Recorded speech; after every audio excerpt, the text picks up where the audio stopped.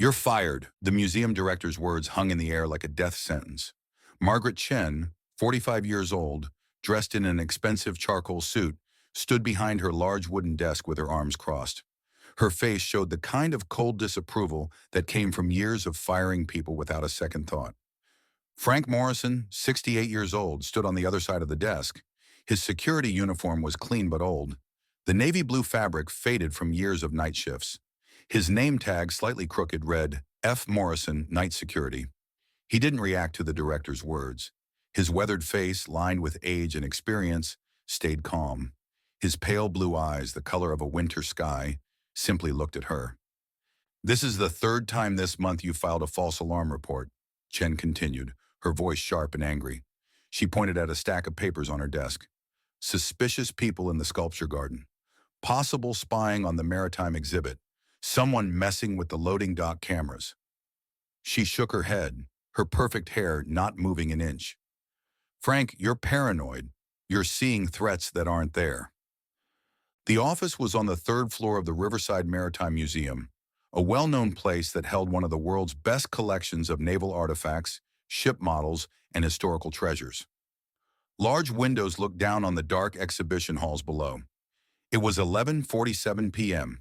The museum had closed to visitors 5 hours ago. The building was almost empty, except for the overnight cleaning crew and the small security team. Frank's hand moved without thinking to his belt, where a small, worn leather case hung next to his flashlight.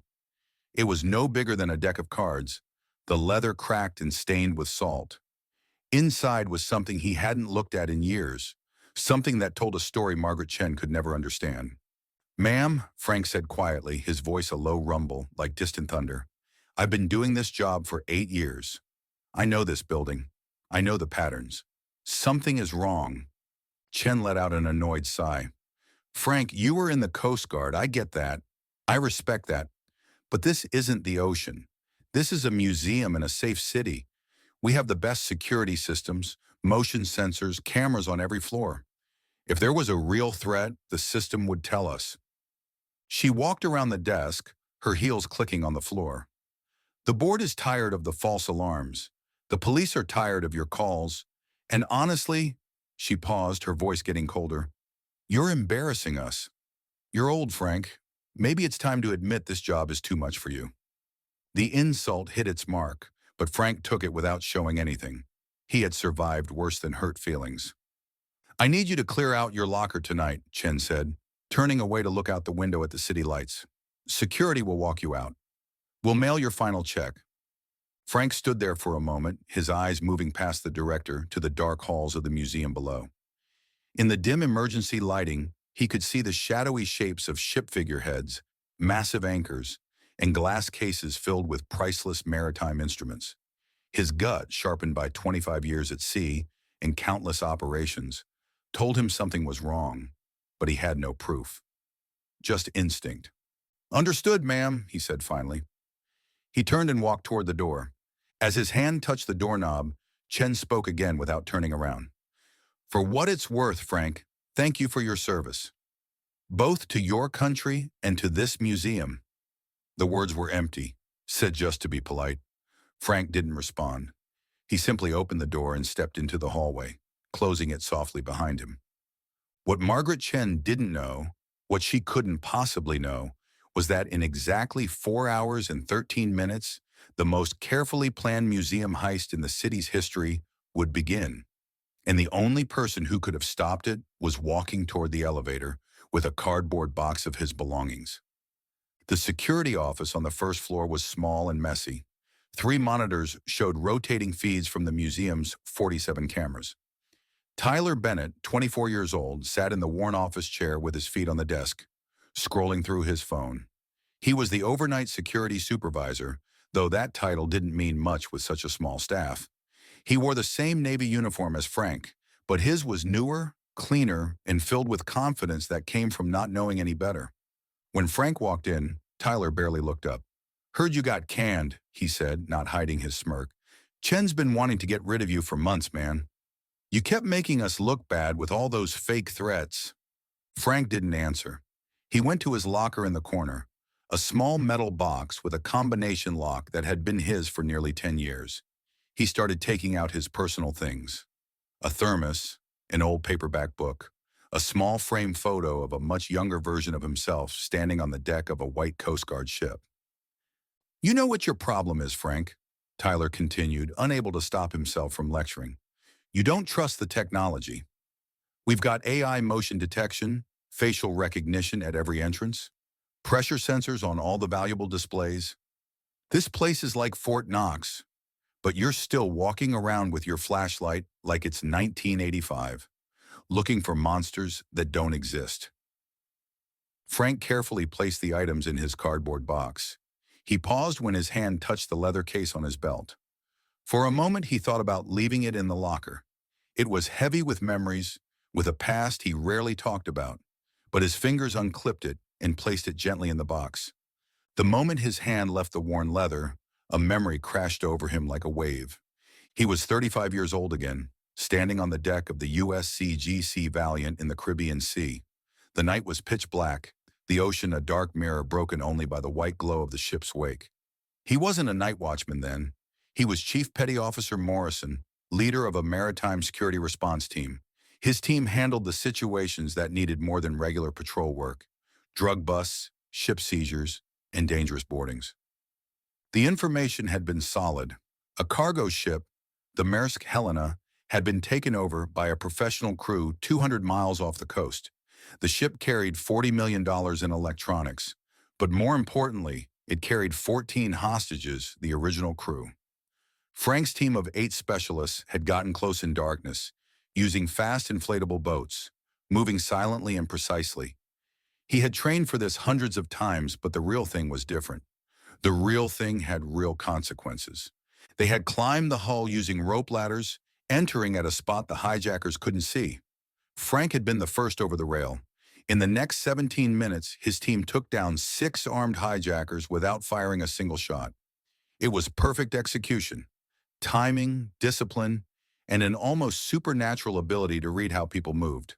When it was over, when the hostages were safe and the hijackers were in handcuffs, the ship's captain, an old Norwegian man named Anderson, had grabbed Frank's hand with tears in his eyes. "You see things others don't," he'd said. "You knew exactly where they were, how they moved." "How?" Frank had simply said, "You learned to read the water, Captain. People are no different. They have patterns. You just have to watch." The memory faded, and Frank found himself back in the cramped security office, the cardboard box in his hands.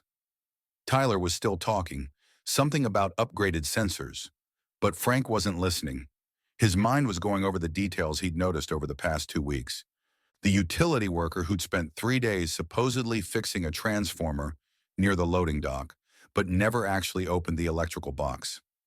The grad student who'd visited the maritime exhibit 4 times, always with a different sketchbook, always asking the same questions about the alarm systems on the display cases. The delivery truck that showed up at 4 a.m. last Tuesday with a shipment that wasn't scheduled. A shipment Tyler had signed for without checking what it actually was. Patterns. "Tyler," Frank said, cutting through the younger man's talking, "that delivery last Tuesday, the one at 4 a.m., did you ever check it with the shipping coordinator?" Tyler's smirk disappeared for just a second. "What? Yeah, man, it was fine. Some supplies for the conservation lab. The conservation lab doesn't take deliveries at 4 a.m. Well, it was special or something. Look, Frank, you're not security here anymore. You don't need to worry about it." Tyler's voice had changed, defensive now. Frank held his gaze for a long moment. Then he simply nodded, picked up his box, and walked toward the exit. As he pushed through the heavy glass doors into the cool night air, he stopped. He looked back at the museum, its stone front lit up by spotlights. It was a beautiful building, a monument to maritime history. And if his instincts were right, and they always were, it was about to be robbed. He stood there alone in his faded uniform, holding a cardboard box of memories. He should go home. He should let it go.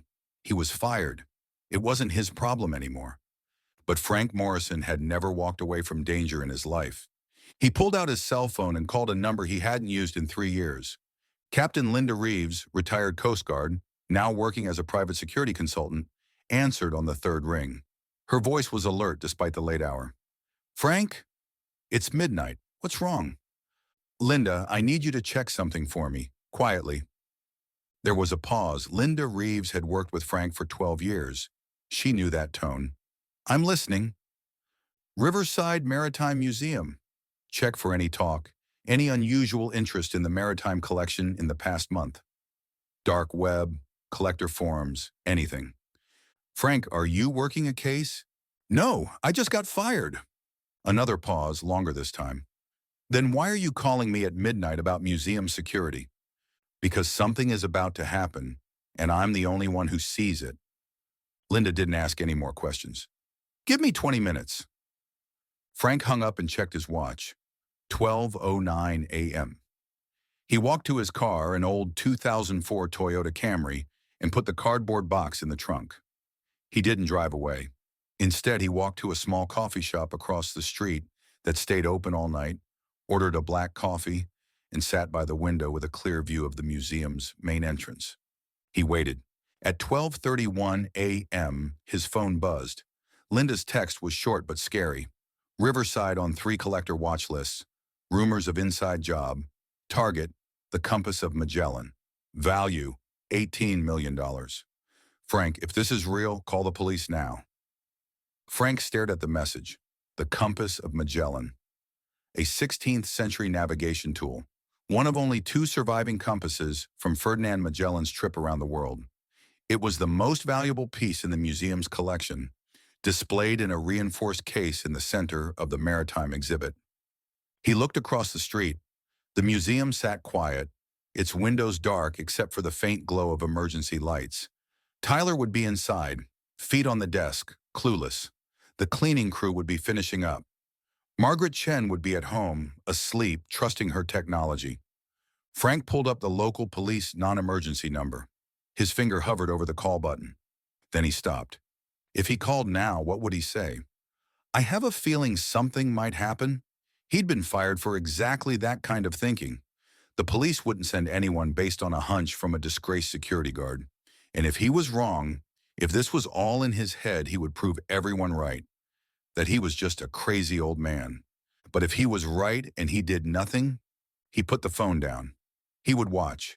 If he saw anything real, anything solid, then he would call. Until then, he would do what he'd always done, stand guard in silence. At 2:47 a.m., something happened. A black panel van with no company markings pulled into the museum's back alley. It parked near the loading dock. The lights were off. No one got out.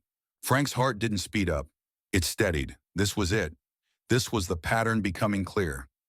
He stood up, left cash on the table for his coffee, and walked out. He crossed the street, moving casually like he belonged there. His security uniform, even though he'd been fired hours ago, was still a uniform. In the dark, from far away, no one would question him. He moved along the side of the museum, staying in shadows, getting closer to the alley. The van sat there silent. Through the tinted windows, he could see the faint glow of equipment inside. Screens, maybe communication gear. Then movement. The loading dock door, which should have been locked and alarmed, opened smoothly from the inside. No alarm sounded. Frank's jaw tightened. Tyler had either turned it off or been paid off. 4 figures came out of the museum and walked to the van with smooth, practiced movements. They wore dark tactical clothing, faces hidden by masks. These weren't amateurs. They moved like military, current or former. One of them opened the van's back doors, and Frank caught a glimpse inside. Duffel bags, equipment cases, and what looked like a device to block radio signals. His hand moved to his belt out of habit, reaching for a gun that hadn't been there in 15 years. He was unarmed, outnumbered, and technically trespassing. He pulled out his phone to call 911.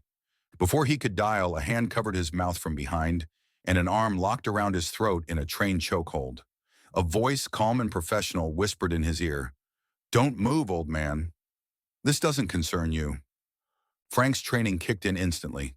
He dropped his weight, twisted his shoulder, and drove his elbow back into his attacker's ribs. The grip loosened just enough for Frank to spin free. He faced his attacker, a 5th operative, medium build, quick reflexes. They stared at each other for a heartbeat. Then the operative lunged. The fight that followed was nothing like the movies. It was fast, brutal, and efficient. The operative came at Frank with speed and skill, but Frank didn't fight force with force. He stepped aside, used the man's momentum against him, and delivered a short, sharp strike to the side of the knee.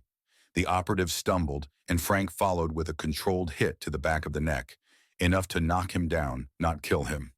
The man dropped. Frank's mind flashed back to a training facility in Virginia, more than 30 years ago. A tough old master chief had told a room of young Coast Guard operators, "The difference between you and a criminal is that he fights to win. You fight to save lives. That makes you more dangerous, because you have more to lose. An operator doesn't waste movement. Every action has a purpose. Control, disarm, stop the threat, fast and silent." Those lessons had become part of Frank's muscle memory, burned into his reflexes. But there was no time to celebrate the small victory.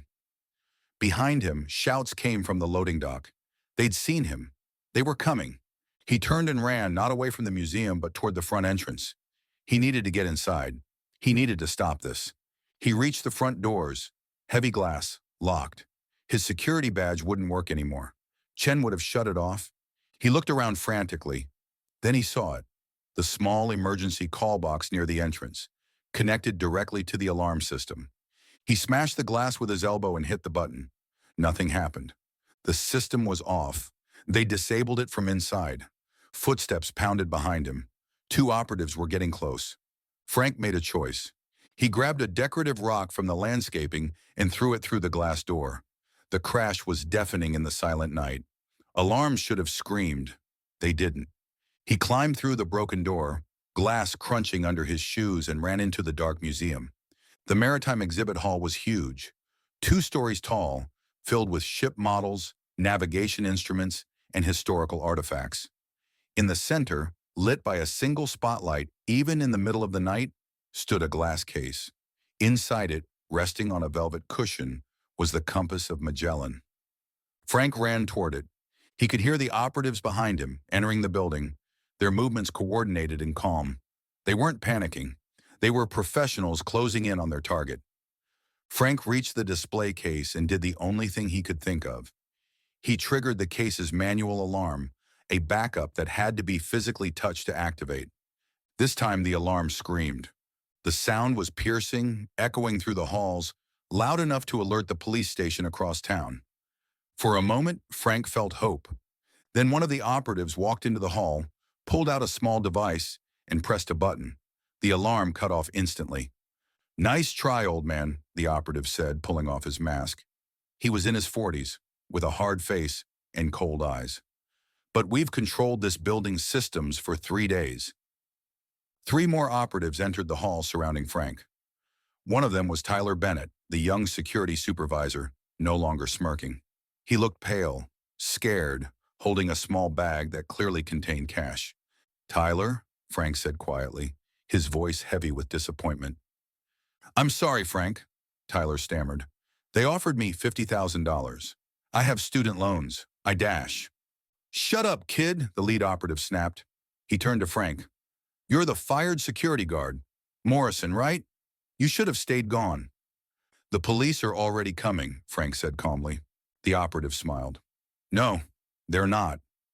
The alarm goes through a private monitoring company we now own. No signal went out.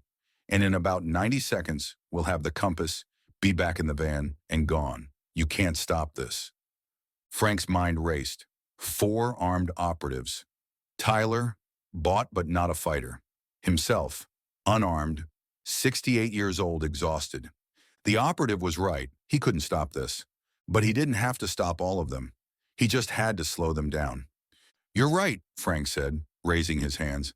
"I can't stop you." The operative nodded, satisfied. He turned to his team.